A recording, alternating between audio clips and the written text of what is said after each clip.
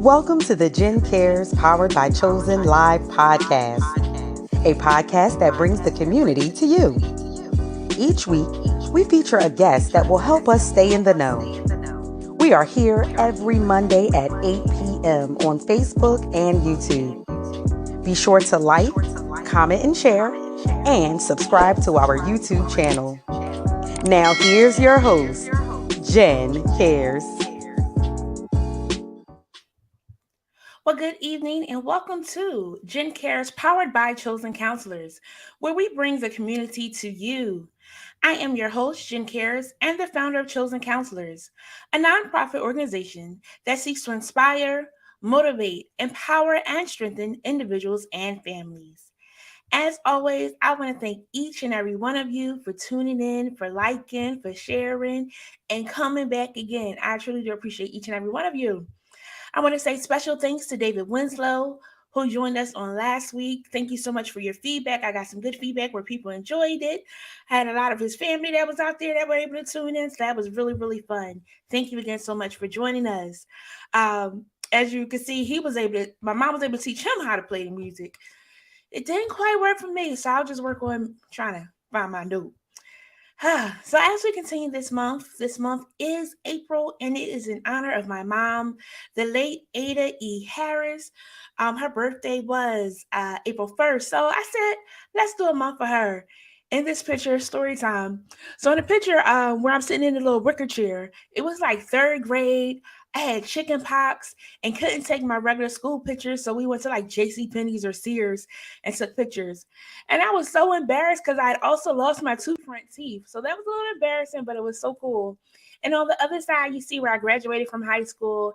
That was a great, great day. And again, this month is in honor of her, about music, because she played. I can't play, like I said, but I can sing a little song and things. But I have some amazing guests that I've connected with that either play or sing or dabble in things of that sort.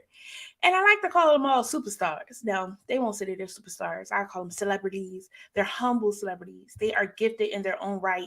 And they are doing the dang thing out here in these streets.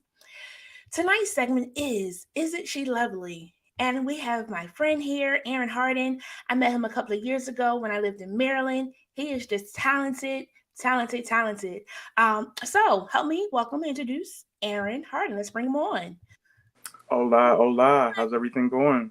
It's going well. How are you? I'm doing well myself. Busy day here in the work world, so I that's all. believe it. I Uh, believe it. and Hopefully we'll how, I mean, how's everything when you're in? I don't even think I had an idea that you were no longer in Maryland. Oh wow. Yeah, so things are going well. Been in Philly for a little bit. At least over 10 years actually. Oh, I'm showing my Okay, age. But yeah, we're it's been all back showing in our age. Philly. Don't worry. Yes, but it's been rewarding being here, doing different things in the field of social work and counseling, which brought about Gen Cares.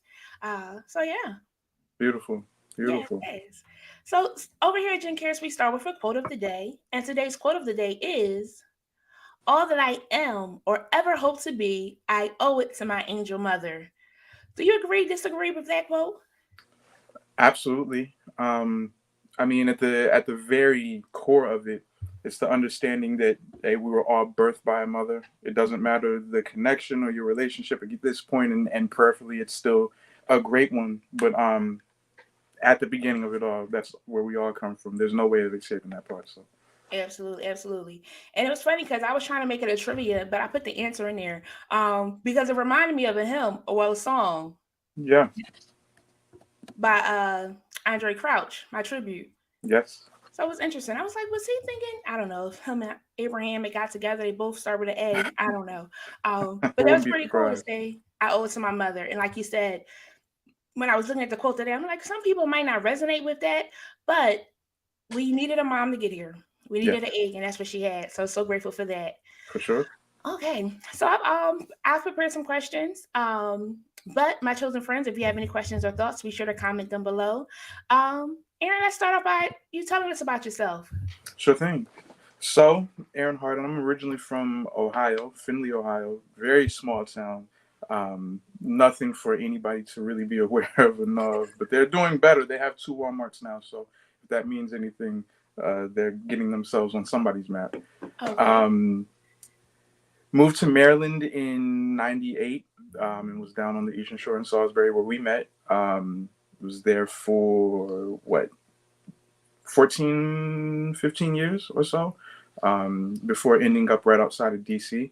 And I've been here ever since, working the local scene, playing for local churches, and continuing to play for numerous artists, um, functioning as a musician, but also a musical director, also a production manager, road manager when I've had to be as well. So it's been um, kind of diverse, the roles that I've ended up in. But it's been a blessing to be able to do the thing that I love, um, and make a living out of it. Yes. We don't all have to be starving artists, so it's a blessing to kind of be in that category where um, we're making it and we're doing well by ourselves. Awesome. That's good to hear. And that's a big one right there of a starving artist. Sometimes it seems that way because you hear like horror stories where maybe they had like bad managers and things, or the money just wasn't there. But that's awesome to be not just making it, but thriving and doing good and still enjoying it. Yes, And that can absolutely. make you not like it if you're not getting the coins. Well, I mean, there are days it's going to prove to you that it's still a job, so you cannot forget about that part. And when you do, it will remind you. But I mean, it could be a cubicle. There's so many people who never get to tap into their dreams, their purpose, Mm-hmm. and they sit in these spaces and they make their money. And I'm sure they provide the ways that they see fit, and that's relieving. But Mm-hmm. it's a different thing when you can connect to it and you can feel Yes, impassioned by it and all that stuff. yes, yes, yes. Mm. So tonight's song was also a tribute to you because Stevie Wonder wrote it to celebrate the birth of his daughter, and you recently had a baby. I did. Congratulations! I did. Thank you kindly. How was it being a dad? Oh man, it's amazing. It's beautiful. To be honest, there are some things that I've had a number of kids around me for a long time. Four god kids, a niece and nephew. Mm, Um, love them dearly. It's been just awesome watching all of them grow up. But it's so different looking your legacy and like the extension of your person, yes. like in the eyes and just figuring that thing out. I completely underestimated that part, so it's been awesome, minus the sleep deprivation. So yeah. It won't be like that always. Just a season. Okay. Yeah, Hopefully, I'm not a waiting on long that season. season. Oh, that's cool. But that's really dope. Yes, definitely seeing that legacy. What traits do you think your baby's going to have from you, or do you hope that they don't have from you? She's a night owl. Um, That's been proven very very early in the game. uh-huh. So there's a lot of times that nights will end up down here and just creating. She's up, so I have her little sound isolation headphones on, and we'll Okay. play the studio game. So she's been exposed to it earlier. Whether or not she jumps to it is another thing, but at the very least, she's apparently a night person. Yeah. Prefers the 3 and 4 o'clocks in the morning to hang out and party. Got it. Got it. So speaking of that, since you are a musician and you do so many different hats in the musician world, would you want your child to be a musician? Want? I don't know. I don't know that I've jumped to wanting that. Okay. I'm very, very open to it. Mm-hmm. I mean, there's no way for her to not be exposed to it. Mm-hmm. Um, there are a number of friends I have who had children recently. They're singers, they're musicians. So just the closeness of age and our working relationships, it'll put her around other people who have those same parents who are in the same field, who are doing the same thing. So she'll definitely be exposed to it if that is something that she chooses to do. Mm-hmm. I'm more than happy to fuel that fire. That would be an amazing thing. But I've also seen friends who have kids where they jump into graphics or video work, and it's all integrated. So Right. Right. wherever she decides to land and whatever kind of tweaks her interest, I'm all for it. Yeah, it's definitely all still in the creative arts. As I shared, my mom played the organ, so like growing up, we had a Hammond in the living room, and it was Hmm. so cool. She even brought me a keyboard. I brought my keyboard today because I this is the closest I have to being musically inclined. I saw that nod and that adjustment because you got the professional stuff. I see it. Um, I still have my first keyboard for what it's worth. It's a cream colored one that looks just like that. So uh-huh. it's upstairs. I keep it to this day. Awesome, awesome. My mom tried to teach me. It just didn't work out too well. I don't think There's some things your parent can teach you, some things they can't. That was one thing it didn't work very well. I don't know if I Mm. didn't have the patience. She didn't have the patience. But it was funny because I went with her like when she would be teaching other people. We go to their houses. It'd be like a late night, somebody needed support with something. She said, I'll come on over. What? This is again Mhm. before FaceTime and Zoom and things. Um, but yeah, it just didn't work for me. So I Yeah, do hope that if she does explore the music world, that you're able to really bond and have a great moment with that. absolutely, absolutely. It might be different, daddy's girl, and she already down there. This is true. Yeah. This is very true. And even if she doesn't use it, just having it in her back pocket that One she could hundred pull it percent. out. 100%. I'm always surprised by the amount of people who are like, oh man, growing up, I used to play keys, but I couldn't do it. And you see people having those memories and that passion kind of reigniting later on in life. So having it in the back pocket, you never know when it'll pop out, and it might peak up as a thing that you just want to give yourself to and see kind of where it goes. So who Got knows? it. Yeah. I keep saying I'm gonna take lessons. I don't think I have time. I do too many other things, but in my head, I feel like I could play. You'd be surprised. I hear that from adults often. Like, hey, man, I would never. But I think the easiest way to think about it is it's just like speaking another language. Hmm. Um, if you're comfortable with the idea, we like to learn fast and we want to feel like we're kind of making sense of everything. Right. If you just think of it as learning another language in 15 to 20 minutes a day, 30 minutes even, um, you start out with words. Words turn into sentences. Sentences turn into paragraphs. They turn into full conversations. Hmm. Like, you would be surprised over the course of the year, if you just speak the language daily, how Right. much you will be able to say at the end of a year, at the end of 2 years, 5 years, 10 years. It's all cumulative. So um, I'm gonna if try. you can get away from the idea of it being overwhelming and taking a lot of time, Yeah. um, yeah, it's not so bad. Right. But it's that's anything that you do, right? I won't lie. I have watched like YouTube videos with my little keyboard over here that I got from Five Below. Now it does this nice little intro when it comes, but the keys sound a little different. It's not quite Okay, I feel it. okay. Okay. Okay. Now, how good are you? Do you know what key I play if I hit it? Um, no, I would be able to guess around it, Uh-huh. but I don't have the perfect pitch that I want to say I saw a Charlie Puth clip here Uh-huh. recently where they were just hitting a glass and it was like, oh, that's two notes. It's like, bro, what? I don't know. I can't do that. Yeah, I I don't know would you. guess though, Okay. that you were somewhere around A or B flat. That last note that you hit. That would be my guess. I could Oh, be so lying to I have you. no clue what B flat is. It's so nice that it has like the little letters in the top Okay, row. So like that's the closest I've gotten. But I mean, I have listened to YouTube videos, and we'll see what happens. fair enough. We'll Fair we'll see. enough. We'll see. But then I want to keep it to the professionals. Y'all, you just sit there and do it, and it's like nothing. I don't know that I would say it's like nothing. There's so many concepts and approaches, and Hmm. I think the luxury of the internet is everything is accessible. It's different from when we were growing up. Okay.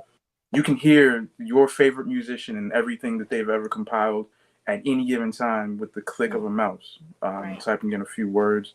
So you have the chance to study in ways that we would have never been able to study.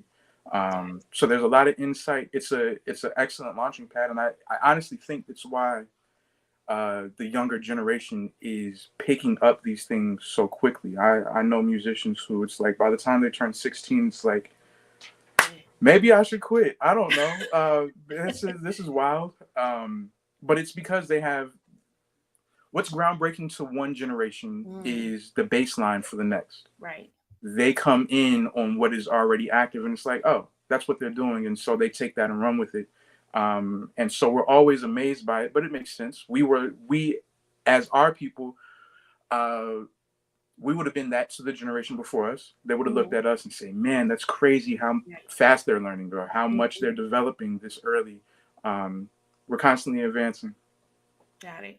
And when I say nothing, I think I mean more like an effortless like piece. Like you could hear a singer and they sing flat footed and it just flows out of them because it's in them. And Hmm. because you have trained so much, like we don't see like what goes on behind scenes. We For just see sure. when you bring it out. It's like, well, all right, I need to retire and I can't even play type thing because again, we don't always see the hard work that you put in to get there, those long nights of making sure you got that part right. It made me think of like this song, like "Let Everything That Breath Praise the Lord." It's like dun dun dun dun dun dun dun dun dun. I'll be like dun dun dun dun, dun. I gotta start over again. So like that practice that made that perfect. Um, we don't see that part. We just see like, oh, that was nice. Very true. Very Yeah. true. That song will beat you up. Actually, I remember the first time I had to play it. It wasn't cute. Okay. So you're not alone Okay. in Okay. being defeated by that one Okay. if you ever Okay. tried to play it on piano. So in there, that's a question too that I had. If you are playing a song, so like so many songs could sound alike, same chords, same beat, rhythm, music words will be more appropriate, but you know what it is I'm asking. And you feel like you hit something wrong or it's like in the wrong, do you like mix it up to make it like a remix? Or how do you play that off if that ever happens? Or does it? Um, to be honest, yes. I think most of our inclinations is to try to find a way around it, Mm-hmm. and call it jazz in some way, shape, or form. Mm-hmm. Um, but the reality is, we're harder on ourselves about those things than generally the public ever Mm-hmm. knows. Um, they know how a thing starts and how it ends. There's so much, especially if you start talking about things like jazz or gospel. There's so many notes that happen over the course of it Mm-hmm. that, yeah, it's hard to say like, oh, 3 minutes into the song, he played that note, it was a half step off. Like, if you can retain that, it probably means that you play the song or that you are somewhere connected to it in a way that Okay. you would even know that that happened. Otherwise, it breezes by so fast that, unless you make a thing of it, Mm-hmm. nobody else knows to do anything with it. So, I always want to make myself feel better and try to get my way out of it, but Mm-hmm. it's at the end of it all. Very few people understand it, enough to ever criticize it, Got unless you're. It has to be a catastrophe. it. We've Got it. had those too. So, Understand. uh, I remember years ago because Salisbury University, I also went there. You went there, and it was your recital. yeah. That's what you were then, and was honored to be able to go there. And it was funny because like as you were playing, and then when you were done, you like getting feedback and things. And I was like, you was nervous, and it's almost like that's a bad thing to say because you don't know like what the response is. But it was a part that happened so quickly, even at nervous because it's a big weight on your shoulders. Where it clicked like I got this, and then it was just like effortless. Again, effortless is my word I'm using, Mm, but it just flowed, and like the rest of it was like all of it was amazing. But it's like when you first started like all right, I done practiced for this. I want this to be amazing. But it's yeah. like, it was like a release in a sense of you playing the things there. So and that was just like one amazing to be at a recital to see that. And to be able to celebrate that time of wow, it wasn't in vain. They loved it. I did amazing. How do you feel you felt at that moment? Oh, it was definitely a release. Mm-hmm. And even moving forward professionally, I've learned that all the hard work, all the stress of it is done in the preparation. Like, Mm-hmm. by the time that we hit the stage, whatever happens is what happens. You Yeah. can't. It's a moment, and they happen quick. Um, and hopefully, over the course of it, you're not beating yourself up. I think that there was one particular moment during that recital where I know I was beating myself up. Um, uh, the drummer on that particular song started the song way faster than, what we were used to playing it, and it's Mm-hmm. already a very involved song. The artist that I pulled it from, we went to this show in DC, and I was asking him about it, and he was like, "Man, whenever that song comes up, it still beats me up because it's a very challenging song." He wrote it, as a pianist from the perspective of a saxophone player, Okay. and the Hmm. thing that created is you have all these jumps from note to note, like octave wise. So it's, you're jumping from one side of the keyboard to the next side of the keyboard, and it doesn't fit within the hand. It's not something that a keyboard player is comfortable playing. So you really, really have to get used to what that is. Mm-hmm. And so the fluctuations in speed, like if it's not just like a slight fluctuation, but like, ooh, 10 beats faster than what it's supposed to be, 10, Mm-hmm. 12, it turns into a different challenge. Got And when he started, there's kind of like a little drum intro. So it was like, I had 10 seconds. I was like, oh my God, I'm about to die. it. And so it's now I'm trying to pep talk myself into like, we still got to do it. Like, it's still a song. It still has to Yeah. happen. So I remember that being the super nervous part of it because there was just an immense amount of respect and, enjoyment of that song. So, that was the one stressful moment. But everything else, it was just a good time. It was beautiful to be around friends and family and peers, students, and faculty that were happy to celebrate. That was a very interesting year because myself and a girl named Christina, we were the first Black students to graduate their music program. And Wow. so there was a different sort of significance to it, Mm-hmm. that department was graduating their first Black students. And so all things considered, it was a enjoyable evening. There was good food. There was good friendship and fellowship afterwards. So no complaints about it. I mean, I could go back in time. I don't think I knew any of the songs, so I would. Well, as the listener, like if we don't know the songs, it's a lot easier, because we can't say anything. Furthermore, we can't do what it is you're doing. Yeah. um, so if that helps any, it sounded great to me. Thank you kindly. Thank you But kindly. I understand like the stage fright at first. I mean, I do like announcements at my church. It's just getting in front of everybody and reading from my little notepad. But I'd be nervous every time, like Jennifer. Just take your Oh, time. So it's just like you just wanting it to come off well. You wanting it to be well received. And it was a big event. Church sometimes a big event too, because you do something, they ain't gonna never let you live that down. Um, yeah. but Yeah. yeah. So I I totally think that's a very interesting point, though. I think the reason why a lot of church musicians do so well out in any arena that they wind up playing in is because church is like the Apollo, because they're going to let you know if they don't like what's going on. hmm There are very few places that you will get judged more, and so it will help you build thick skin, or it'll crush your soul. Yeah, It's one or yeah. the other. But I don't think it's intended to do that, but just kind of by default. It's why it winds up being a great training ground. And to be honest, I don't think that I have ever had stage fright in my professional career. Mm. The very first show that I played with the international artist, um, there was something that was wrong with the actual keyboard pedal. Oh And so wow. when I went to play the first note, it's like everything went bonkers. And it's like, okay, this is our entry into the professional world. That's awesome. Uh-huh. Um, but all that said, that was a blip. It wasn't that there was nervousness beforehand. Mhm. Church beat the nervousness out of me, so I was happy to walk into those environments and know that hey, I've been in bigger environments. I've been around people who are very aware of what's Mhm. supposed to be happening in their minds, I guess. Mhm. Um, and it'll yeah, and they're willing to let you know about it Yeah. to your face. So, Uh, yeah, all things considered, church was really, really good in helping me get over any nervousness or stage fright. mm. Jasmine said fact she actually plays the saxophone. Um, Okay, so she's talented. I can't I like the sound of it, but I don't know that I had the air to do it all. But it could be I yeah, don't know. That's not I'm not gonna try that. I'm barely on the keys. You see my little play keyboard. They're I like, what are see you it. doing? Yeah. Yeah. So that's a good question too. I with my mom being a musician, I felt like we was at church all the time. Um, After a while, I grew to love it because it was something to do and it was fun. You get to see your friends and things of that sort. But that's a big piece of. I was able to see a different side. Musicians get uh, the hard end of the stick sometimes, and people don't know that. You have to know so many songs. You have to practice all those songs. You have a life, but you still have to rehearse the songs to make sure you got it before rehearsal. Because at rehearsal, they want you to know it as they're teaching the other people they notes, but you supposed to already know it. And I think sometimes that pressure, um, I don't know how is that pressure? It can be a lot. It can be overwhelming. I think somewhere in a lot of church people's minds, we're jukeboxes that Yep. you can call the song, and maybe we haven't done it in 5 years, but it's Mm-hmm. like, oh, well, yo, yeah, we did that back in like 2012. Like, you don't Yeah. remember it?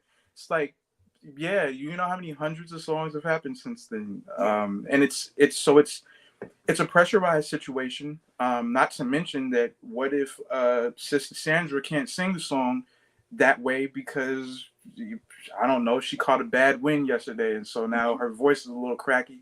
We need to Mm-hmm. take down a key. Like, can you process all that information on Right. the fly in Mm-hmm. real time and do it accurately? Because that's the expectation, and Right. it can be a lot. I think for the the wiser of us, we learn how to strip away. So if there are moments where it's like, there's a lot of notes or it's information heavy, it's like, hey, can we scale this back so that all of us together as a team, choir or soloist or praise and worship team, whatever included, so that none of us look back and have to be like, oh, well, what happened to so and so? Like, oh, they're not, whatever. Mm-hmm. Hey, let's just strip it away. Let's make it the essentials that we have to do to execute this song, and better to survive it and feel like it was, oh, so they didn't do that line, than to try it having never practiced it before Right. in that position or in that key, and suffering the consequences of it. So, a lot of pressure on musicians. There are high expectations. Um, I think a lot of us figure out our ways to work through it, but it's definitely. I think we sweat. Mm-hmm. We sweat through it at times. I know. I know I have, and I kind of made a rule of thumb that anytime that there's something that happens, where maybe there's a song that like I might be aware of, but just never played. If that song gets called, because they will still expect you to play it or follow it or try to pick it up, and it's like I immediately come home and I put my ears to it and try to learn it and at least have it in my catalog somewhere to know that if that ever happens again, at least I have a reference point for what's going on in front of my face. Awesome. It's definitely a lot of songs to know. Last week guest was David Winslow, and he shared how he has over 20,000 vinyl CDs, Mm. vinyl, whatever way you call them. And he's like, he just puts the music on, and plays and things of that sort. And that's another thing that you do a lot. Like, how often do you listen to music where you keep all these songs in your head? Like, do you even have favorite songs? No, I have favorite songs for moods or Okay. for situations. Mm-hmm. So it's like probably the amount of music that I've listened to, like it's hard to pinpoint like this is my favorite song. Yeah. But just like David, it's it winds up being a super collection. So I cast away all my CDs. Like it's too much to carry around. It's too Mhm. much to want to store somewhere Right. random in the house and just take up space. So everything lives on my computer. Mm-hmm. If I had to look back at this computer and see how much music is on that computer, I know that there's no less than 45 days worth of music. Like if you hit start at the beginning, like it's going to take you over a month to even get Wow. to the bottom of that list. Mm-hmm. Um, so I mean, it's a lot. I listen to music way more now than I did. Oh, pandemic allowed me to do that. Okay. Um, my schedule pre-pandemic had gotten so strenuous because we do 4 services a Sunday. Um, at least two of them would have different music than the others. So Mm-hmm. you're talking about on any given Sunday, there's 15 songs that have to happen. Mm-hmm. I'm in multiple bands, so it's knowing that artist catalog and this artist catalog, as well Mm-hmm. as having my own groups where we're trying to cram 50 songs into an hour and a half segment, and Mm-hmm. uh, there would be weeks where I would do like the Capital Jazz Cruise, where over the course of that week we play for 7 or 8 different artists, be 110 songs that in that week you need to be ready to execute and at a very professional level.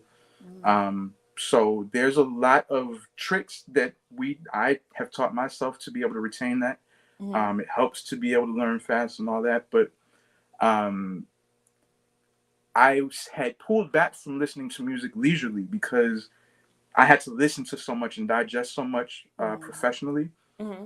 to the point where when I hear something, it's immediate. I'm analyzing it because Mm-hmm. I'm used to having to listen to it once and like we got to go, like you got to be Yeah. able to play it.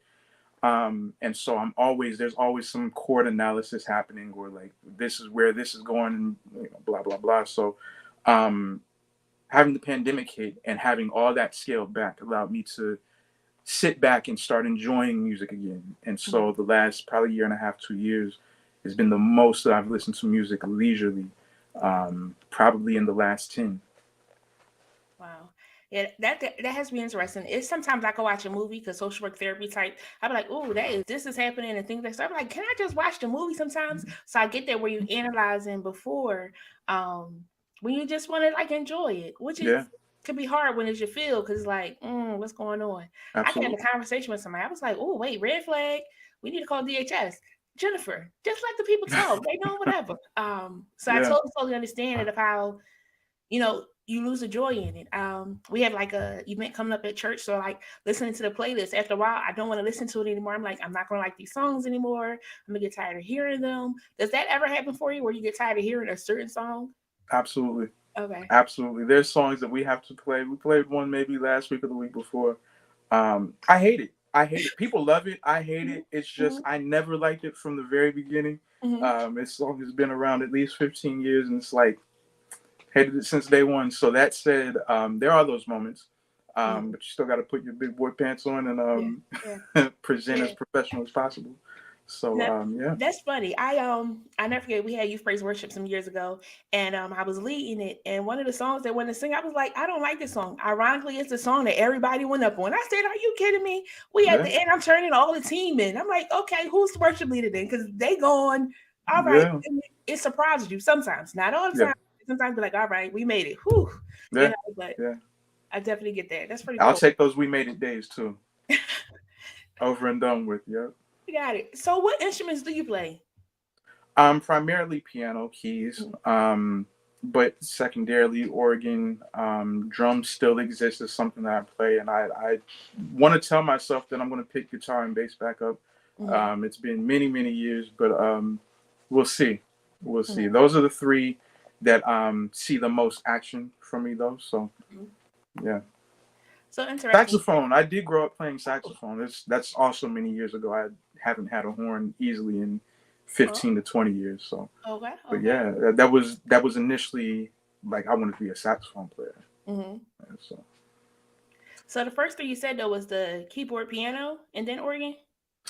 keys, piano is an interesting thing. People see keys on the thing. It's like, oh, it's all the same, and it's kind No, of it's not. not. So Yeah. piano is it's kind of a specific thing, but because keyboards are so closely related to piano, it's kind of like piano slash keyboard. Mm-hmm. Um, and then organ is absolutely a different animal. Right. So yeah.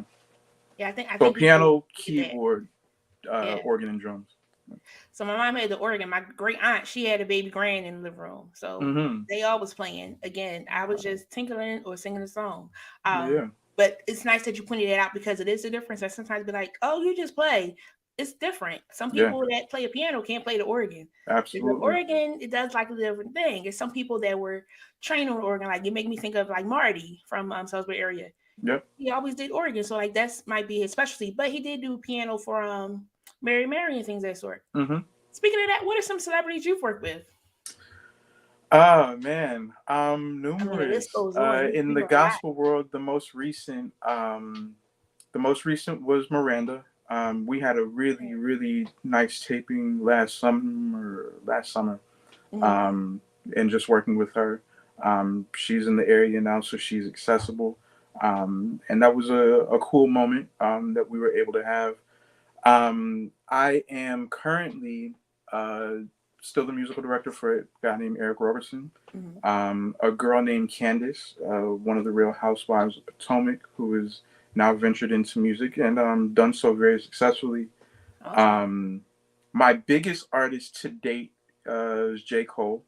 Oh, Um, that was a very interesting experience just to see that many people and have to do that show without any rehearsing. That wow. was that was a to look out and see that sea of people and say like, okay, well, it's time to do a job we've never done before and never Mm-hmm. tried to do before. So that was beautiful. It taught me a lot about how to manage energy Mm-hmm. that's coming to you as well as what you're putting out and making sure that you still have the awareness and the focus that you need to have to Mm-hmm. execute.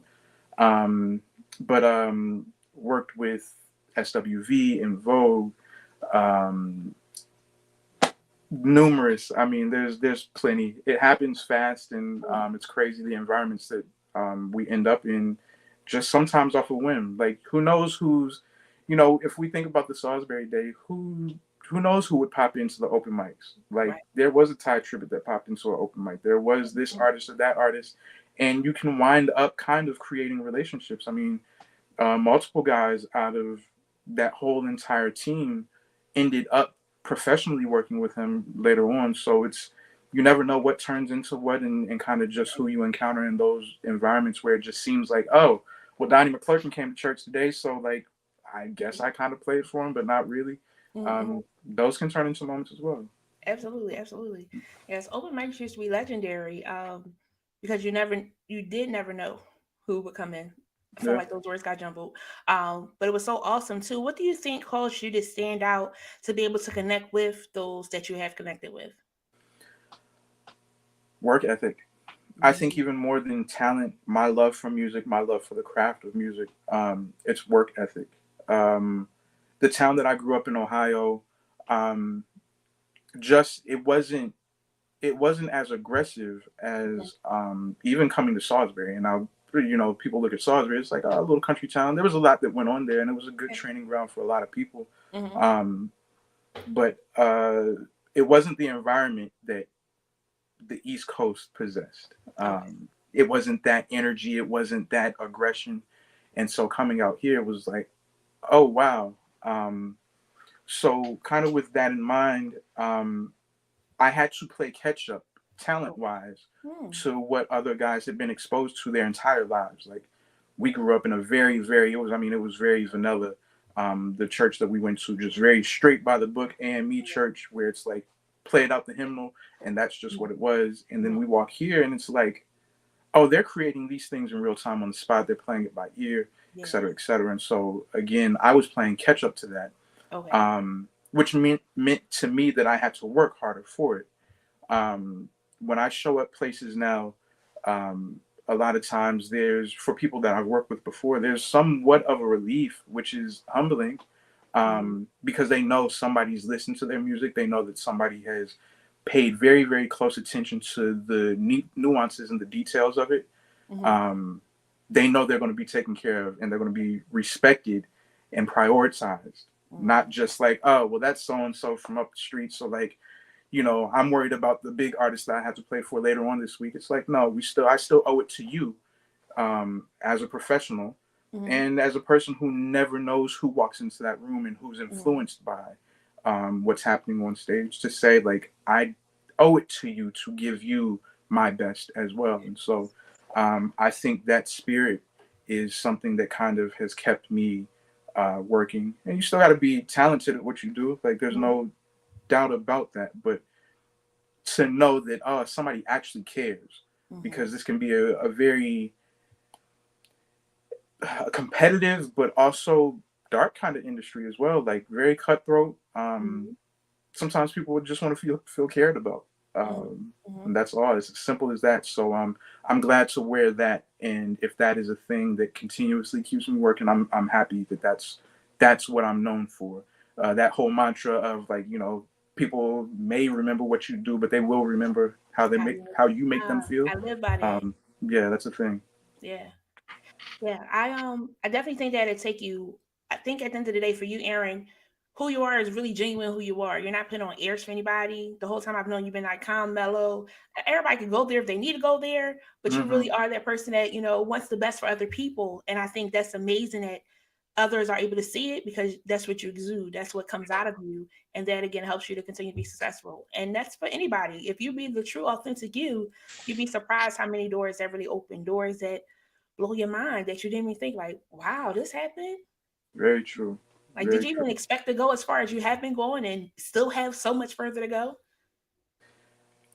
I don't know that I have a good answer for that. Mm-hmm. I think that the road is way longer. I'm overwhelmed by what I was able to accomplish coming from such a small town. Mm-hmm. Whether that was Findlay, Ohio, or whether that was Salisbury, like, to know that I've been able to spread my wings and make it across the world and see multiple countries and cultures, and just that's been beautiful. It's Yeah. part of my fabric now. It shapes how I view the world and people of the world. All of those things. So that has been amazing to me, to know that, hey, somebody from very, very small and humble beginnings Mm-hmm. was able to see some things and do some things. And it's Mm-hmm. I was talking to my dad this past weekend. I was in Texas and met one of the artists that was part of a group that he used to listen to a lot. And it's like, hey, man, I met this guy Nathan, and I got to talk up our days of just like listening to their group when they first came out. and et Mm-hmm. cetera, et cetera, et cetera. And to know that there's like the proud dad moment where it's like you get to pal around with the people that I sat back and idolized just from a listener's perspective or just truly enjoyed over decades. Right. And those that's very, very, very fulfilling. So it's like to see that I've gone this far and been able to encounter the people and the places that I have, it's like, man, what happens in the future? How many more people do I get to go back to my mom or dad and say, hey, Yeah. Yeah. like, here was that moment where like you remember that song by that person that you like I just remember hearing on cassettes or the records or like whatever. Mhm. Um, yeah, we got to talk, and I brought you up, and you're not forgotten in these moments. That's the part of the legacy. Yeah. So as it continues, I am excited. I don't know that I expected to be able to do it. I don't know that I had the vision of that in the little towns that I grew Mm. up in. But to now see so many people, specifically from Salisbury, who made it out and made it out successfully, Yeah. it's like, man, we really can all do it. That was really, really good training grounds. Yes. And if you were doing what you needed to do, um, you got the bones to go out there and be Yeah. successful Yeah. with a level head. Mm. So cool. Yeah, that's amazing to be able to see people, connect with people, learn from people, sit at the feet of people to learn something new. Yeah, Did you always want to be a musician? Like, was that like the dream growing up as a kid? kind of. Okay. I my mom would tell stories of I think it might have been like my second birthday or Christmas or something. I got like a little, essentially like your keyboard, but it was the guitar version of it, and it had Okay. like a little speaker amp to it, and Okay. you just scream in a little microphone and do whatever. But that was like my thing, and they were like, "Oh man, like think he's gonna want to be involved in music." And a lot of times I'd have friends, and I would mess around outside. I wanted to play basketball, football, all the things with all the Mhm. guys. Um, but a lot of times I'd find myself uh, wanting to play music while we were doing it, or having a tape box outside and like, Mhm. hey, I'm down for the game. Like, let's play the game, but I need some music in the background somewhere, and that was just Okay. always a thing, and something that I gravitated towards. So. Um, yeah, somewhere at my core, there was a music lover, which my family was comprised of. Mhm. Not so many musicians for the family that I do know. Um, and so just running with that, somewhere inside, it was like, man, I would love to do music. And I do remember turning like 10 or 11. Men in Black had come out, and I was like, I want to make a song for Will Smith, like pre-controversy or whatever. I guess that's the thing now. Um, Bless his heart. but yeah, neither here nor there. That was the moment where I said I want to be able to create music, and it's a blessing to know that I was able to kind of do those things. And there's more to do. So Absolutely, definitely more to do. Hey, Keisha, she said it's so good to hear from you, Aaron Hardin. I'm very proud of Keisha, you. I how's it love going? you. Keep Thank you pushing. so much, and I much love second to that you and the all day. family. Yes, I definitely be so excited. And then like the pictures that you post and things like that. So I'm like, well, I know him. And then if I send a message, he was all like, I was like, he still know me. Yeah, yeah, yeah, yeah. Don't forget the little people, me. But that's pretty cool. It's amazing how it starts as a passion, as a heart, as a youth, and then it travels with you and it keeps on going. Yes. If you weren't doing music, what do you think you would be doing? Something technology based. Growing up, wildly enough, I never had a Nintendo or Sega or any of that. My dad, for whatever reason, was hyper on computers. So Okay. we had our first computer. I was like 3 or 4, and just the big box, and just like nobody. I mean, there were people who had computers, but you saw it in school. You play the Oregon Trail on it, and this and that, Yeah. and like that was a thing. But that was what we had at home. So I got very used to kind of like the coding, Mm, because at that time you kind of had to code everything. Like if you're thinking about the technology of that time, it was like you'd have to write in MS DOS language, and it's like I was aware of that at age 4 or 5 because that's how I would have to play my computer games. I'd have to type those codes in to be able to mm, access it mm. with the Yeah. big floppy disks and Yep. the Yep. whatever. So it would have been technology based, I'm pretty sure, or it would have been something along the lines of psychology or psychiatry. Okay. was very interested in the way that people think and just kind of like trying to get to the bottom of Yes. like thought processes Yes. and logic and all that stuff. So It's pretty fun, I must admit. yeah, Especially when they're open to wanting to do it. It's a process though, because sometimes it's some layers that you're not ready to pull back because when you find what's underneath it. So pretty cool. sure. How much in your professional experience have you had those moments where it's like, I know that I'm walking this person or working with this person to get to the bottom of their thought process, where it immediately starts to unlock things within your own process? Oh, absolutely. So I'm like always favorizing my own self, blessing and a curse. Um, so like if I'm saying something to them or we're processing something, I'm also like, are you doing that too? Or how have you coped with that to be able to offer suggestions and good feedback? And to empathize and show like, hey, I've been there, you're not alone type situation. Mm-hmm. Um, so it happens often. Nice, And nice. that's a good part of you being present with who you're working with, being upfront with your own issues and things that you have going on too. It always blows my mind of my growing up experience and how I feel like I could be this, cheerleader for helping other people get their things together. Cause like you see what could have been better, what was amazing, and you want others to have that too if possible. Yes. Yeah. Do you have any hobbies outside of music? Absolutely. I am a avid show and movie buff. Okay. I kind of have a little community of friends that like we're always just there's the analyzation of these shows and just trying to determine the good ones and weed out the trash ones. Mm-hmm. But cooking has turned into a really, really big thing in my life over these past few years. It's been a thing that's existed for a long time. My mom kind of got me in the kitchen early. I remember being 8 or 9 and like really trying to make. She's part Korean, so I was making fried rices at like 9, 10 easily. Mm-hmm. Um, but moving forward, the pandemic hit, and I had been cooking. And friends had it, and I had people start asking like, "Yo, so like, yeah, how much would you charge if I needed like a rack of ribs or something like that?" And Mm-hmm.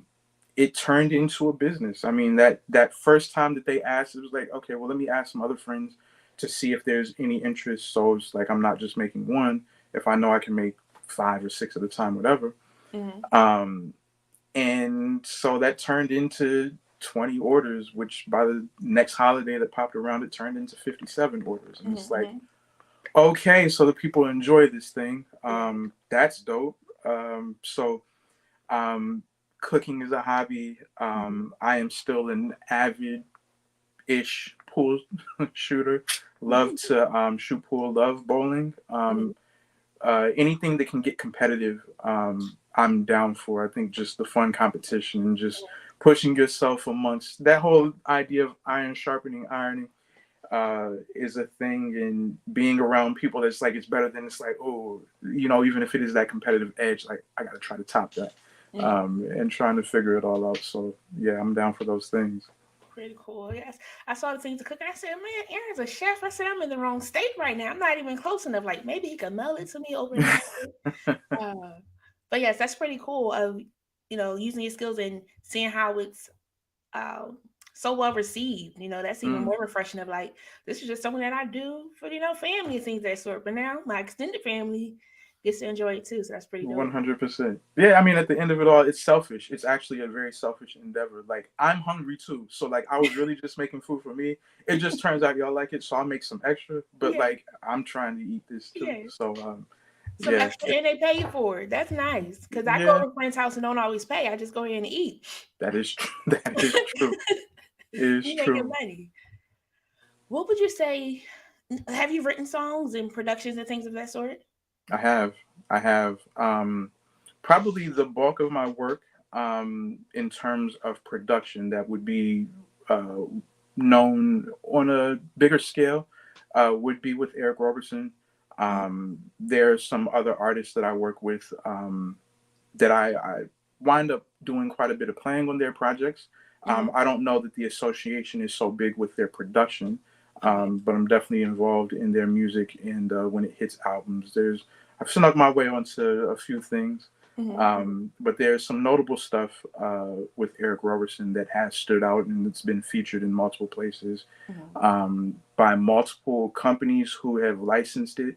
And so, God bless, we still see checks over it. That song is the one particular song that I'm thinking of is 10 years old, going on 11. So, the fact that I look up in the mail every 3 months or so, there's another check, and it's like not too bad, not too bad. Very nice. So yeah, I think it's really important. I was listening to Michael Jackson, and amazing, amazing artist. But even when he's not singing, the music behind the artist is so impactful too. Like, we love the words and things, but it's some songs you be like dun dun dun, where you doing like those parts too. So it's showing you mm-hmm. how important the music is too. And it Yeah, really goes in hand in hand. But instrumentals are really nice too. And just to see how it all comes together, the different notes, the different, pieces, it's just as impactful, I think, as the artist. And it it's nice. It's like a nice glove, essentially. Like it just fits perfect of how it blends and things. So definitely the music is always, always, always important. yeah, Whatever part you're playing, even if you're doing that cymbal thing or hitting that thing every so often, it still plays a great part of how it all comes together. So for when you were sure. saying like it may not be as forefront, no, but we hear it. We may not know who's playing all the different things, but Yeah, it's really appreciated. yeah, Appreciated. and to your point, even those small roles, like who would have known that at some point, and they made a skit of it, but like the whole idea of like more cowbell, like who was ever paying attention to the cowbell necessarily, Mm-hmm. until you realize, oh, that actually makes this song move a little bit. Like Yeah. I kind of like this Mm-hmm. thing that's loud and obnoxious, otherwise kind of in the background, keeping some kind of rhythm or tempo. So Yes. again, you never know, and I'm sure the first dude to ever play a cowboy was like, "See, I told y'all, the cowboy thing mattered." Like, you never know. Cowboy Matter. That's funny. Um, so something else that I saw you, the Masked Singer, did a little bit with that. How did that come I about? did, I did. A very well-known, world-class drummer, who's just been a household name for years and years and years. He lives close by, and we had done some work together through church. And he was like, "Man, we got to explore what that looks like outside of church world." And so he made good on his word. And when there was an opportunity to involve me in things, he elected to do so. I'm grateful to that guy for just number one, being an encouragement, a positive voice, and also somebody who was willing to put my name in bigger rooms. His name's Aaron Spears, so we share that Aaron likeness. But uh, just widely influential in numerous ways. So he brought me in, and it was a very, very eye-opening experience, but a very, very important one for the work that I see myself doing now. That was the first time that I've ever been thrown in situations where it's like, hey, we got this nationally syndicated TV show, and we need this song produced. Are you down to do it? It's like, yeah. It's like, cool. You have 24 hours. Here's the song. Make the edit. We expect a first draft in 24 hours. I had never been used to that sort Wow. of timeline. Mm-hmm. And then looking back on it, it's like, no, that's how this industry moves when it comes down to those things. Mm-hmm. People never call because they need it next month. It's like, Mm-hmm. no, actually, we're on your phone because we need it tomorrow. Mm-hmm. Um, and so you can either live up to it or your name will get passed over for the people who can. And so getting thrown in that, and like, you want to talk about sleep deprivation, it was way worse than my child. It was like, because at the end of it all, money's on the line, Mm-hmm. opportunity is on the line, and that is an open door and a resume builder that is unlike many others. So it's like, all right, well, you asked for it, you prayed for it, you hoped for Mm-hmm. it. What are we gonna do? You're gonna show up for it, or you're gonna let it pass you by. And so, Mm-hmm. yeah, I think I landed production on 5 songs and probably played on 2 or 3 others over the courses of season 4 and 5 of The Masked Singer. So, um, It was amazing. It was amazing, and that's a widely respected group of musicians. There were 29 musicians, producers that were involved in those 2 seasons, and all of them. I still fancy myself the low guy on that totem pole. These guys are legends that I've just respected for so many years, and so to even be in that number. Mm-hmm. And amongst from some friends. It's like, Mm-hmm. man, this is amazing. So, yes, that was a great experience, but a very very eye opening one when it came to workflow and how this industry has to move. One, congratulations. That's amazing. I love something you said. You said I asked for it, I prayed for it. Am I going to show up? Money's on the line, time's on the line, opportunities is on the brink of this. And so many times we ask for things, we pray for things, and then they come, maybe how we thought it would look, maybe not how we thought it would look. And if we miss out on the opportunity, it's so many other connections to that. So really, you know, hey, I can lose some sleep today because it's only 24 hours. After 24 hours, I can sleep because they need it in 24. If I get Yeah, it to yeah, them in 23, I got an extra hour to get there a little yeah, faster. So that's the tenacity and the heart that you have to, again, put yourself out there, and it takes work. People think that it is easy. Again, I shared how it's effortless, but again, you're working hard behind the scenes to yeah, make sure it's the best that it can be before you put it out on that stage. yeah. Very much so. Mm-hmm. And you make an excellent point. People, we all dream, and prayerfully, all of us are dreaming big. Mm-hmm. But when it shows up, it's like, it does still require maintenance. Yes. It still Oh, requires maintenance. It still requires effort.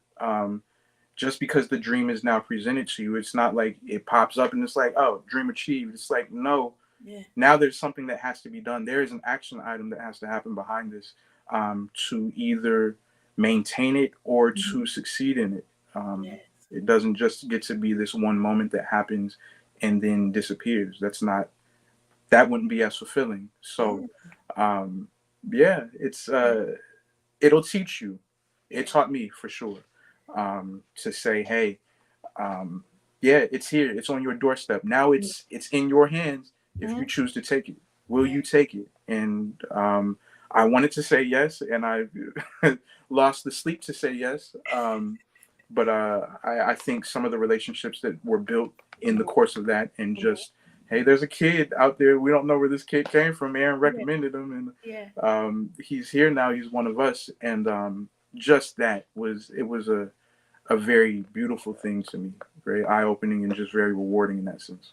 Absolutely. And as you said, sometimes like you guys are on high demand. So if they try one and they run available due to their schedule, they're going down their list. And again, they call your name. "Hey, I'm ready. I mean, I don't need no more sleep. I'm good. I'm good. Whatever it is helps you stay up. Some people do Hmm. coffee. I'm not a fan, but whatever helps you, you do Yeah, that. yeah, And be like, Jesus, please help me get this together. That they'll love yeah, it, and that it'll stand out where they want me to come back and come absolutely. back again. Yes. Miss Faye said too much is given, much is required. Absolutely. Every You got single to give. time, every single time. Oh, and that's I don't always like to hear that. I'm not gonna lie, um, because sometimes you don't want to get that much. Sometimes you do want to go to sleep. Yeah, But to know that it pays off in the end and that it's only for a moment. yeah. Um, even getting a And at the meal. end of it all, I mean, the upside is it is a decision. You Yeah. can choose not to. Mm-hmm. And I think that some of us are presented with that as well. It's the realization that, hey, now that I'm aware of what all has to go into this, Mm-hmm. maybe not. Maybe Mm-hmm. that's not what I want to do or how I want to spend my time, or maybe it's not what life will allow me to do right now. Right. I think there are a lot of people who still want to do great things in fields that demand that kind of time and that kind of effort. And it's just like the last time I got a call from anybody associated with Mass Singer, I was on a plane to DR for a show, Mm-hmm. and I get to Dominican Republic, my internet kicks in, I get a message, so now I'm texting back, just like, oh man, we need you to play on piano on something. Yeah, we had to make another call. Like, we didn't know that you were in the sky, and blah blah blah. And even so, like, Mm-hmm. I was in the sky. What was I going to do about Yeah. playing on your song Yeah. to get it turned around to you in the couple of hours that you may have needed it? And so it's, in that moment, my circumstances didn't allow me to participate. Mm-hmm. Mm-hmm. Those things happen, and it's Yeah. it's nothing to to frown upon or be upset over. Opportunities will come and go, money will come and go. So it's your decision on Mm-hmm. how you go about it. And just again, in my instance, just making sure that I'm still reaching back out and saying, "Yo, man, I'm literally just getting off a flight, but Yeah. next time, Yeah. I'm always happy Yeah. to be a part." Yeah. And so they know that part of it. Yes. Two things. One, I'm happy that you're on the list. Can I just be on a number? Because if you're on a number, they're thinking of you, they're considering you and things of that sort. And again, the Yes. importance of that follow up. Hey, because if we're honest, we have to still take breaks. It's still other things that we're doing. Yeah. So them being okay with that and knowing, hey, we'll get you next time. And you following up to say, hey, doing this, but next time I got you, and Yeah. Yeah. hopefully the next time it'll align where you're able to do that. For sure. Yeah. Sandra said, sounds like somebody I know. Her son also plays, um, and has done some work with like for the small one and things of that sort. So he does a Okay. little bit more of the strings and that family orchestra and things of that Yeah. sort. Yeah. But sometimes you don't get sleep because you have to make sure it's together. And Let it's me tell funny you with something. Richard Smallwood because Total Praise, I think, yeah. And apparently sometimes people don't sing it right and he feels some type of way. Yes, he does. That is a thing. I said, so we always like to put our own touch on stuff. I said we are messing up his music, and he is not having it. He is fussing us out. He was very very fussy that week that all happened, and to a degree, I mean, I get it. You want it to be upheld. If we go back to the idea of church musicians, this also extends to church singers. Mm-hmm. Um, I don't know where everybody got the idea that everybody's church should be able to execute at CD quality in 1 week. Mm-hmm. Like we were given this song at choir rehearsal, and we're supposed to be able to execute it the way that people who rehearsed for months to even record this and did post production on it to Yeah, punch in and fix mistakes. yeah. We did the album down before. It's like just the process of that Mm-hmm. is intense. Yes. Yeah, to Mm. then in 1 week turn around and replicate it Mm. is like it's kind of insane. Mm. So yeah, that's a that's a our people thing. I think that we're a little more critical on that than Uh, others. But yeah, that's and Richard, bless his heart. He was fussy. He's not happy about people jacking up Total Praise, and to some, it's like, hey, nah, we're in a very go with the spirit kind of that's mm-hmm. that environment. So Mm-hmm. Mm-hmm. if I feel something different, maybe I Yeah, interpret it differently, and yeah, so that's where we're at. right. Did you give me sheet music, Richard? Am I supposed to, like I didn't know that you Yeah, did that for me? So yeah, yeah, no, I played what I heard and what I felt, and yeah, who knows? Maybe like you said earlier, maybe that's what moves the house, yes, more so than just the very rigid structure of. Richard said we have to play it this way, and if we yeah. don't do it, I don't know that he'll ever hear it, but like I don't want to make Richard He any might more never mad than hear he it. already is. So the other part is he got singers. He might not have been to the church where they're not really singers. Yeah, So when they cracking or singing their version of the off note, that's their gift to God. they're doing the They best they try. can, bless their hearts. Bless their hearts. But that's so true. It's so many times like you'll get a song and they be like, well, they did this on an album. So we don't gotta do how the album did, because some things you can do, some things you can't do, some things you do hear, some things you don't hear. It's like when they're saying one word and we're saying a different word. Like this song, all I do is win, win, win, no matter what. Everybody saying up, down, up, down. He was like, it's uptown.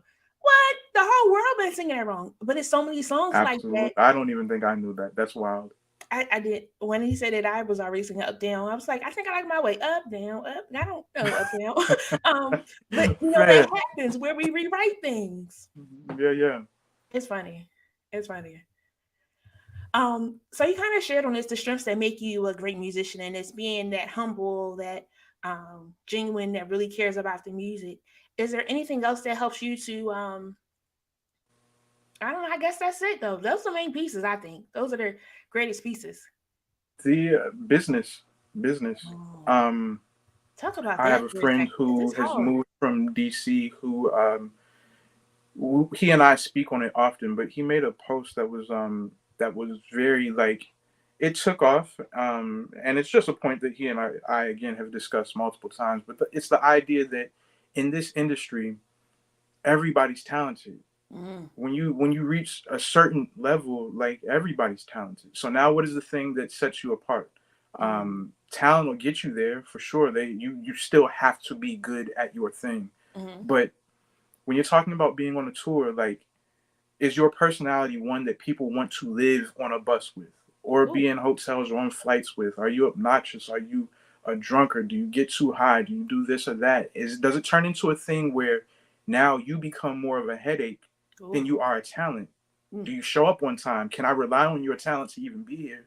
Mm. Because if not, then I don't care how talented you are. I'm still waiting to start my show because your talent isn't here. And now Mm. that's a detriment. Now that has talent buyers and venue executives looking at us differently because Mm. of that. So it's business, it's acumen, it's professionalism, it's responsibility. Um, uh, and I know that we cannot be the most timely of people at all times. So trying to work out of that and to know that, hey, sometimes there are things that are higher stake that Yes. they don't operate by our parallel universe of church rules. Yes. They Yeah. operate on time, and you either present this or you don't. Mm. You work in certain theaters, and they have union contracts. It's like, Mm. if this doesn't happen by this amount of time, we are definitely charging you another $10,000 for even Ooh. being in here because now we have to staff this place for another hour. Mm. Who do you think is going to pay that bill? It's not us. So, Right. um, yeah, you got some things to answer for. Mm. Um, you have that happen one time, it'll reset your notion of how you have to kind of Mm. present. So I think just having those things in mind, and hopefully never being in situations where I have to be told, like, yo, Mm. you got to be more professional about how you're handling this, Mm. because I was being irresponsible. Wow. Hopefully that's something that I continue to stay away from, and that others stay away from as well, because that will get you and your talent sent home fast. Yes. Yes. That's big. That's funny. So David Winslow, he's had his group over 42 years, and he talked about the same thing of being on time. So he's like, he tells his group they need to be there a half hour before the service begins. He's okay with being the first artist to go or group to go, and he stays to the end of the service. I say, now you've done knocked a lot of people out the park because so many times people do leave, but those characteristics, cause like, let's get them again. Let's have them go first because they gonna stay to the end because people are like in a rush to go first and things of that sort. But just being on time, it made me think of our sister Lauren. Is it Lauren that's always late? Hill? Yeah. Oh my God. Yeah. Yeah. Yeah. Like, Lauren, what's she doing Sister when she Lauren late? is notorious for her lateness. Yes. Yes, and it's other people, but like she's like one in the headlines and things. But it is so important because people spend their money to come and support and want to be there. And life does happen. Does happen. That's why you have an opening artist. Sometimes that helps you a little bit too. Maybe. Yeah. Yeah. Maybe. Yeah. Um, yes. There's so many things that go into that. And Lauren, um, I've gotten that phone call twice. The very last time I got it, I knew somebody that was working that I worked with that was working that particular tour at the time, and Mhm. so I was like, "Yo, man, just like give me the heads up." We hear a lot of stuff, whether that's in media or whether it's in friends that we know who have gone to see the show and had to stand for 3 hours while they wait on her to come out. It's like, Mhm. yo, there's no way all of it's true, right? Like, so, like, give me, like, tell me, like, Yeah. how much of this is true? How much of it should I just cast aside? He was like, yeah, it's kind of all true, and that's the Oh. first time I've ever heard somebody say, like, yo, no, all the rumors. Yeah, it's kind of like just how she operates, and there's some reasons, I guess, but I mean, 2-3 hours, kind of, that's a lot to ask of people. Yes. So uh yeah, I think Like, the whole oh, showing up on time, and to David's point about being willing to stay to the end, yeah. um there's a little bit of there's something to be gained in doing that, because Mm. now it gives you a chance, and it gives other people the chance to interact and say, Mhm. hey, maybe our church is doing something, or maybe this organization that I know who's about to do this concert, like, you're still here, like, yo, hey man, like, we don't always have a chance to do that Mhm. in the middle of the Mhm. concert or the Right. service or the program Right. or whatever that is. So to be visible as the leader, and as the head of whatever that operation is, so Mhm. that people can have a chance to approach you, speak to you, give you your praises, Right. include you in on things that they might like to have you involved in. Like, Absolutely.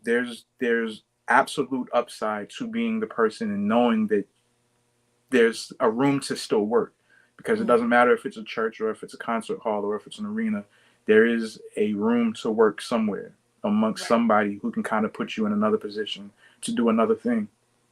Yeah. It make me think of Power Five Youth bus trips. I mean, we always stayed, and then if they was giving us a platter, we got the platter, or we was on the road to go to Wawa. So again, just being present. Yeah, yeah, yeah. I remember all the Wawa trips. Right on one on 13. Yeah. Coming back from Philly, Delaware, Yeah. anywhere up north, that Wawa was Yes, going that's to the be the one. one that And it's funny happened. when I pass it, I be like, "Yep, Power Five Youth days." Man, I hated Wawa's food for like 3 years after that, just because it Yeah. was like every weekend, like all we, Yeah. yeah, it was a Wawa weekend. I get it. I was like, So we can go to Royal it's Farms. you Yes. wind up hating there too, because it's like, okay, we've had these tenders and this chicken and these Yes. wedges ad Yeah. nauseum. So yeah, um, but nah, yeah, they're absolute memories of that every weekend. Look, we should have had some stock in Wawa. We'd be rich right We now. should we would be way We would. better off. I mean, they everywhere. Who Yeah, is yeah. somebody you hope to collab with? Ooh, um, of current, um, I'm a huge her fan.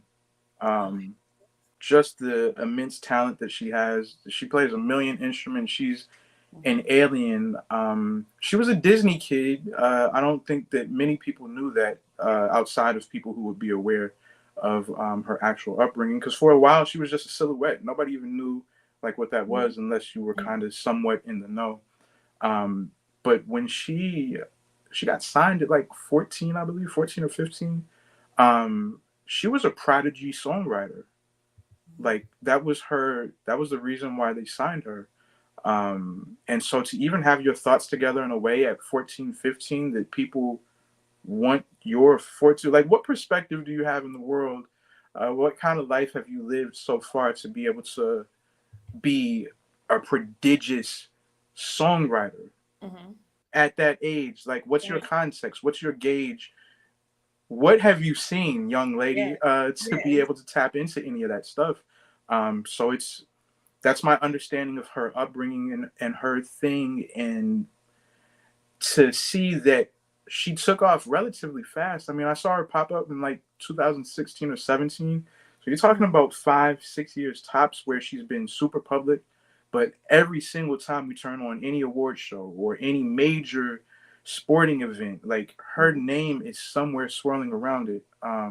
It Hmm. speaks to the general public's appreciation for her and Yeah. us as musicians who work on stage with these artists who like, oh, now we're just dealing with another musician, man. And she's, from all that I know, she's super cool, Hmm. extremely musical, while also still being very industry relevant.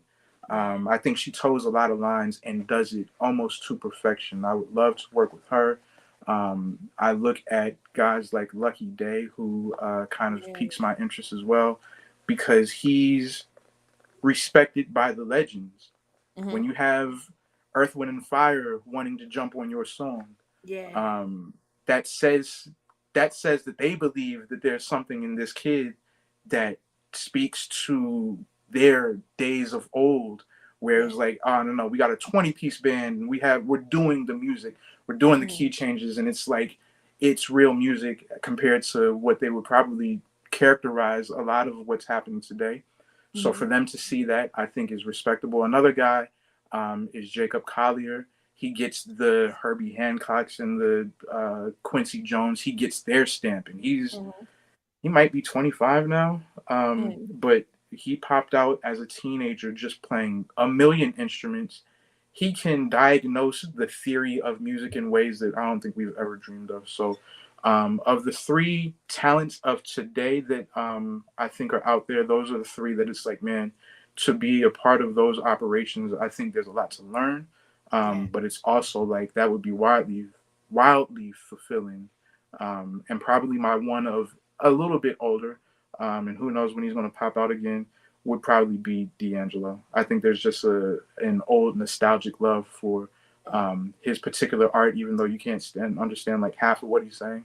Right. Um, there's just a vibe, and I'm down for Yeah. the vibe. So yeah, Yes. Yes. And that's it. People with good vibes. I'm happy that I knew most of the people that you talked about. Um, because again, you just listen to a lot of music when you just like a music person. I also enjoy Tim Bowman. I think it's his, yeah, yeah. he the vibe thing. Like he just, I was like, like let me just see your mind for a second, like the creativeness of your mind sometimes and how you put different pieces together. How does that work for you? Like, do you just like hear the pieces, or like how does that flow for you when you put something together? I think it all depends. In creation, it can be a number of things. It could be a thought. It could be a conversation. It could be something that happened. Mm-hmm. It can be scenery. Mm-hmm. There's times that we've flown places, or I've been in certain environments, and it's just like, oh wow, like I'm enjoying what this is. This inspires something. Sometimes it can be as simple as sitting down to a piano and kind of landing on an idea. I can Mm-hmm. hear a specific sound, and that creates a feeling, which is now inspiration. It happens multiple ways, and sometimes it just depends on the day Got it. and the circumstance. Got it. Yeah, it's so cool. Like, it's funny. Like, I could sing praise and worship with one group, and it's like just strict to the songs and things of the sort. But then I could sing praise and worship with the younger groups. Sometimes they just like a groove. They go into something different, and it's so nice to see the musicians evolve and flow with it too. Because then it's like a whole like little conversation you're having of not Yeah. sticking to sorry Richard to the the original version of it, but you're having fun with it and letting it breathe Yes. and do what it do. I Mm, think one of maybe the most amazing things is with music, like uh, I think we associate it more with like drawn art or right. graphic art, like the Mm-hmm. idea that a blank canvas can exist Mm-hmm. where there's nothing on it, and then eventually there's a masterpiece. Mm-hmm. I think that's the beauty of music at times. Like when we get into those creative spaces, and the fact that like whatever's happening in this song, whatever y'all just did to it, that wasn't happening before. So in Mm-hmm. real time, you find a moment, or you find a spot where it's just like, oh no, we kind of lucked into something, and it Mm-hmm. turns into a whole different thing. Yeah. That's amazing to me. Even Yeah. in production, when it's like we're creating, it's like there was just silence before, and now Mm-hmm. here's a song. Yeah. I think that's a thing to be acknowledged and just respected, because there was thin air Yeah. before it, and now here's some form, whether it's a drawing, whether it's a painting, whether it's a song, anything that fits in that creative arts category. Mm-hmm. um, yeah, here we are. Pretty cool. Enjoy my contribution. Yes. Yes. And it's funny that you mentioned Tim Bowman. He's at a church that's like around the corner from my house, essentially. Like, um, I know that they do the big blown out productions with Spirit of Faith and Faith City Yeah. Music weekly. It's wild, but Yeah. that's actually like right around the corner. So there's hyper awareness of kind of what they have going on. I've filled in over there before, Um. and they run a very interesting thing. Yeah. It's like that's a lot to on a week to Yeah. week basis make it look like it's the Stellar Awards every single week. So kudos to Every single them time I say this, continuously. this is the production, and they come ready Yes, excited. And I think that's the coolness of doing what it is that you love doing, because yeah, then it comes effortless. It's easier, when you enjoy what it is you're doing. And then obviously it's good people because you see the same faces. yeah, They're getting along well. Nobody's saying, no, I need a spotlight. No, they are just having fun. And sometimes in the music world, that could be interesting of the spotlight. very. In the That's church a setting. I that's a say the that's a church setting. rabbit I don't hole. know So about what you say. I said that's a rabbit hole. You got to be careful with that one. I know. So I'm in the church world, my experience has been you got to be careful because sometimes it can be competitive. I want to Mm, sing where I sing it better. You know what? Give me yeah, background. Give me my yeah, note yeah, and I'll be good. But I mean, let the people be great, right? yeah, yeah. Or their What's version of it. or their version of it? What is the best advice you've ever received for your musical career? Ooh, I don't know that it was advice. It was a statement that really, really stuck out to me. Mm-hmm. That kind of helped me to assess um, what I see as I'm experiencing it. Mm-hmm. We were on stage, ironically in Philly. We were at South, and we were doing a show, and this guy's a horn player. His name's Chris Stevens. Um, Currently, he literally just left for a tour with John Legend, but he plays for one of the groups that I'm involved with. Um, and Chris said on stage during the show, "Hey, I want to thank you guys for coming out to my show. Um, doesn't matter how many or how few. The thing is, there are people who have dreams that end at this stage. My Mm-hmm. only dream was to accomplish this. And my dreams are bigger than that. The fact that you guys got me to a place where I can accomplish this dream and now move on to accomplish other dreams. Like there's some people where this is the finish line. Like if I can just do that, I'm Mm-hmm. good with it. And here you Mm-hmm. guys are supporting me doing this.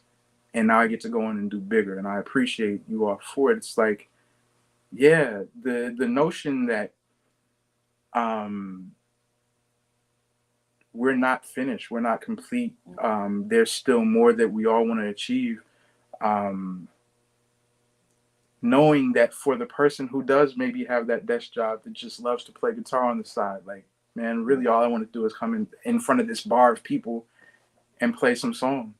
Um, the fact that he has albums out and you guys are here to support the album and you're buying the album, and like when I do another show here, you'll be back. Mm-hmm. That's a lot. It doesn't matter what size the stage. I remember going to concerts as a child. I didn't necessarily understand arena versus theater versus venue. Mm-hmm. I just knew we were going to see an artist that either we loved or respected, or my parents loved or respected, and like here we are. Um, I didn't have the context to say like, oh, this is how you know you made it because you got to play. No, we're at a concert. Somebody paid to come here, so Mm-hmm. You made it. this is a thing. So no Yeah. matter how big or small, there's still a lot to be said of the people who are willing to support it, and you for having the guts to step out here and just pursue this dream in front of people, um, and know that you're loved and respected enough for people to support it. Yeah. Because they don't have to. But it's something about Absolutely don't. you that causes them to say, let me do this. Yeah, Mm, yeah. so good. So good. Yeah, this has been good. I am, again, so, so truly happy for you, excited for you, for all that's yet to still come. Because, I mean, one door opens, it really just a hallway of more doors and opportunities. Again, your humbleness in it, I still say a humble celebrity of like connecting with such amazing people, but also making a lasting impact where they want to have you again. Or when they see you, like, oh, whew, I was nervous because, somebody else might be good, but their work ethic, their business ethic might be a little bit off. But with Yeah, you, they yeah. know what they're getting because it's been tried and true. So, again, kudos to you. I am excited, always excited to see your posts and things of that sort, all the people that be in the crowds, um, not knowing maybe the pressure that's on you or what may have happened before, but that you go out there and you put your heart out there, and that's amazing. Yes, as Keisha said, such an inspiration, ain't he? Yes, yes, yes. Thank Yes, you so yes. much. Thank you. Oh, cool, cool. Any closing words you want us to walk away with today? Pursue the dreams. I know it can seem overwhelming, but if this pandemic really didn't teach us anything, it's that we do have dreams. I saw a lot of people over the course of this time tap into things that they probably soar off at certain points, or just like I don't have the time, I don't have the bandwidth to even pursue it. Try it. If you have some time, if you have some love for a thing, like just try. You never know what it can turn into. I'm watching people start businesses. I'm watching people pursue arts. I'm watching them just jump into things that's like, I never knew that this could really work for me. And here it is working for me. Try it. Follow your heart. And with all your might, try to find that passion Mm, and pour into it. We work tirelessly. to make livings for ourselves and to live the lives that we live, um, take some time to see if there's a thing that's special to you that you can feed, that may turn around and be able to feed you. Um, that's special. It's you in this podcast. It's you in a platform and being able to give voice to people who might not be known to others, but might have perspective that can help fuel a dream or inspire that moment where it's like, oh man, maybe I should see what that's all about and give it an attempt. So appreciative to you, Jen Cares and Chosen. Is that your consultation? Like, what's your? I know you counsel, so is that your specific company, Yeah, Chosen? yeah, it's my nonprofit, Chosen Got Counselors. you. Beautiful. Been established going on 7 years now. Okay. We do a So little then bit this is just more Jen so. Cares, and this is like an extension of. Yes. Hmm. Got you. Okay. Yeah. So I mean, again, appreciative of the platform, Yeah. and appreciative to know people who are cultivating others and trying to get people in better mental health, better spaces to attempt some of these dreams, attempt some of this art, and do so from a clearer space than that. Mm. Yes, that is definitely the dream. Trying to, encourage others. And it's interesting. Sometimes I bring somebody who's like, I've never done none of this before. I said, you're going to be great. You're just having a conversation. And from that, other doors open up because it's something that they do dream to do, to share with others, to help others learn of different ways. We try to touch on all types of topics, life insurance, because we all don't have it. We do those GoFundMe's. Very true. And I feel so bad because I'm not hating on a GoFundMe. I just want you to have life insurance. It's pretty cheap. All Um, the insurances, all of them, all the insurances. Please have the insurances. If you walk away with nothing else, maybe you just walk away with that. Maybe Yes, we can put the dream aside for half a second. Go sign up for insurance. yes, yes. But we Yeah, it touch helps. on all of it. Some tough topics sometimes, and then there's Yeah, some topics just to show, like, look at this. Started as a kid being a musician, and it's blowing your mind, and it's all yeah, because you stepped out, and kept on, cultivating that gift, watering that gift, trimming that gift, keeping the weeds away. Because it's yeah. didn't even talk on times where maybe you did want to give up. I mean, that Yes, could be a absolutely. possibility that sometimes 15 songs in a weekend, whew, that could be overwhelming for somebody. It can be. It can be. I remember the specific years. There were, I mean, 2 years, very, very specific. And it seems to happen in like 7 year blocks or segments, Mhm. where it's like I have to reevaluate. Like, does this make Mhm. sense? Yes. And it doesn't matter who I've worked with or what I've been able to accomplish. Mhm. Is this going to be able to sustain the way that I need to sustain? Mhm. Or do I need to find some kind of pivot? It's not to say that I'm not still involved in music, but maybe I need to find a different angle on this Mhm. same thing. And it's okay. Like, Yes. it's okay. We like at a certain point, we are still responsible adults who have to. We got to be adults. It's like we're the big kids now, so Yes. um, like it's okay.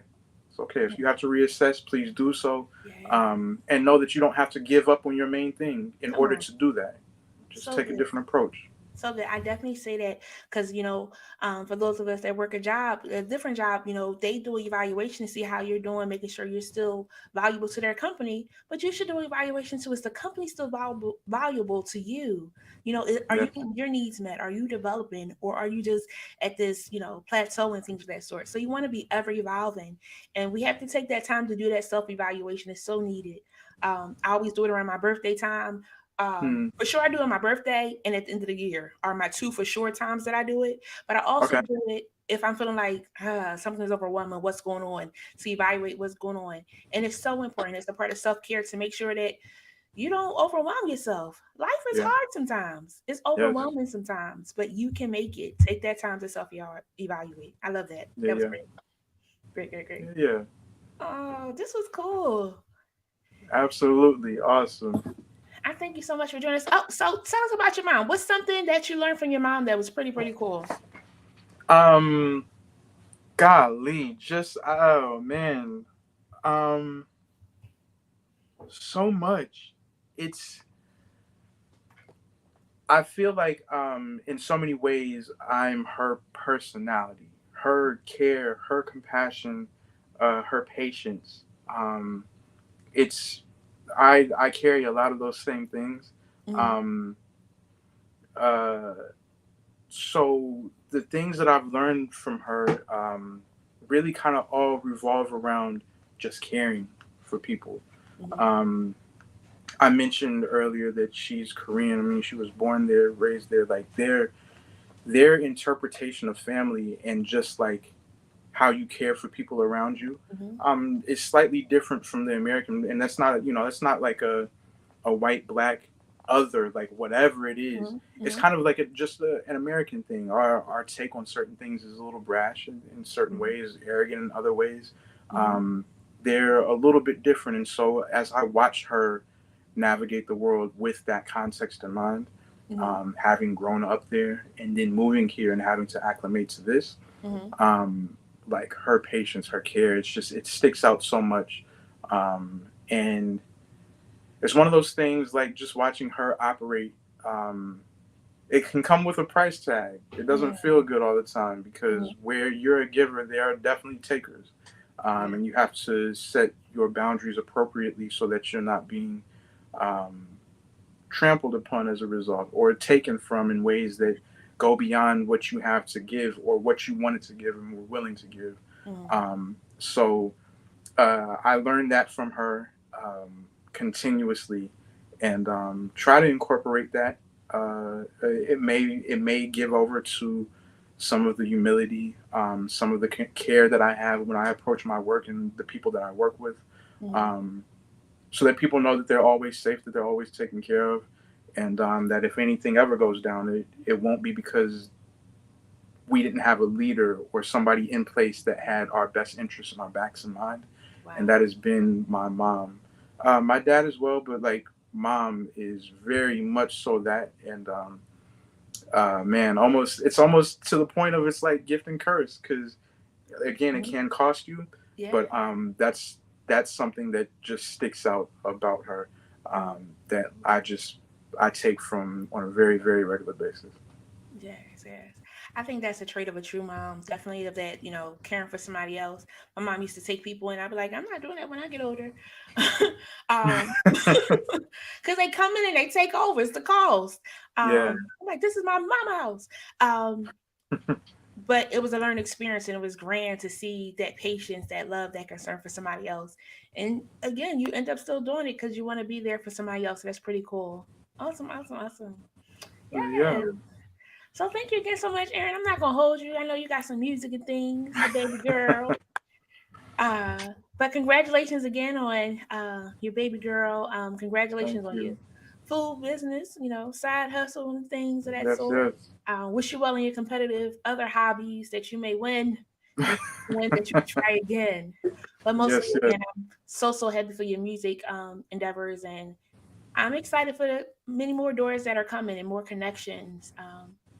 That you'll do and how you'll be a mentor to many others. And you too will walk in that step of the legend, of leaving that legacy of those that will follow in your footsteps. So congratulations. Keep up the good work. Thank you so much. Again, thank you to your platform and chosen counselors.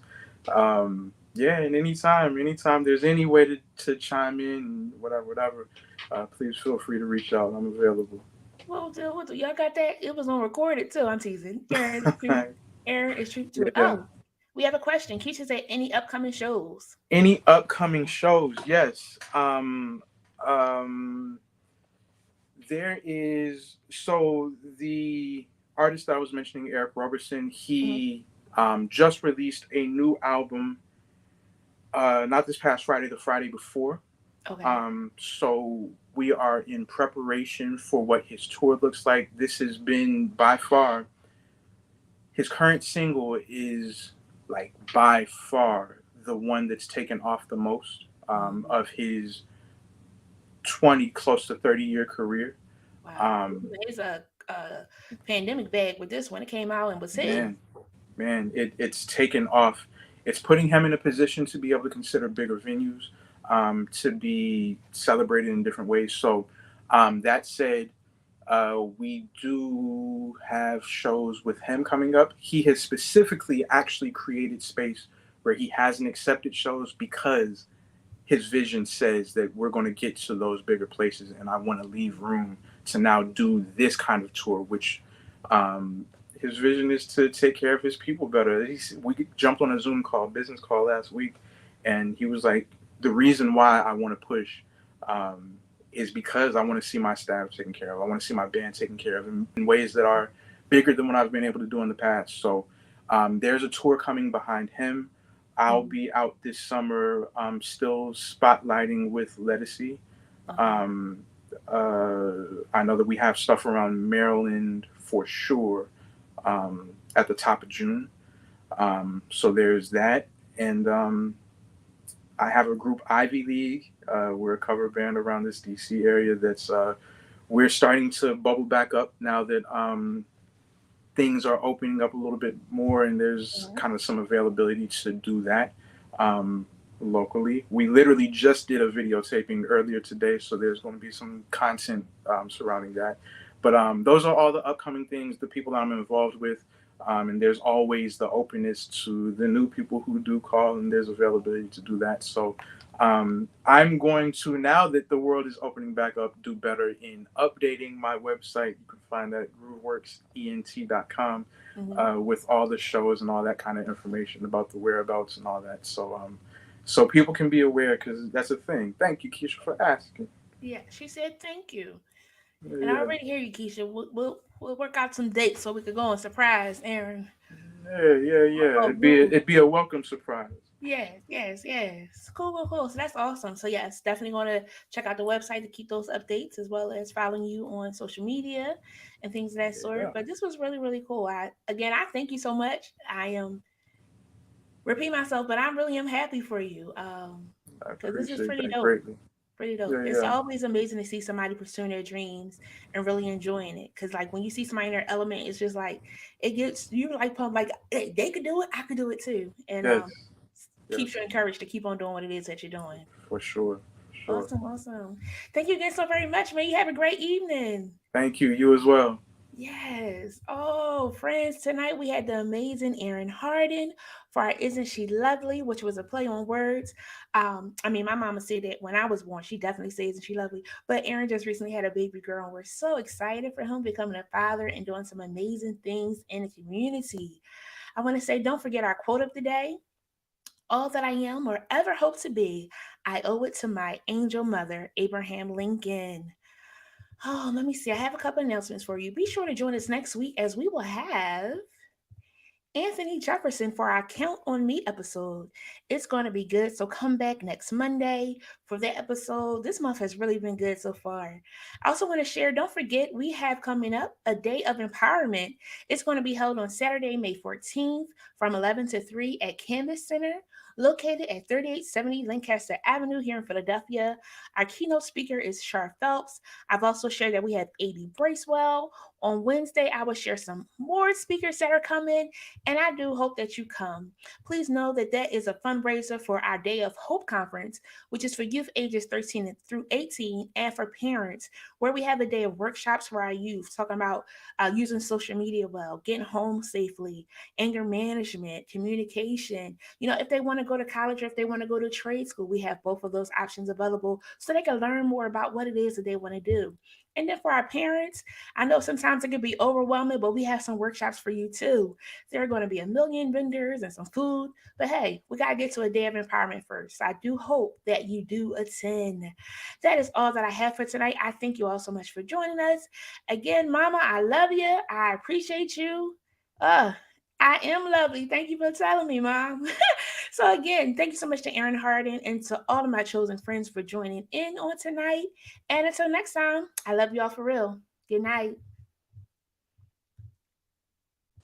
Friends, we thank you for joining Jen Cares this week. Be sure to follow us on Facebook, Instagram, and subscribe to our YouTube channel. Unable to watch us live? Be sure to find us on your favorite podcast platform. You can also visit our website, chosencounselors.com. That's chosen with a Z, so that you can stay in the know and most of all, never miss a show. If you found value in this episode, we'd appreciate you sharing it with a friend. Most of all, be sure to tune in for our next episode next Monday at 8 p.m. right here as we specialize in bringing the community to you.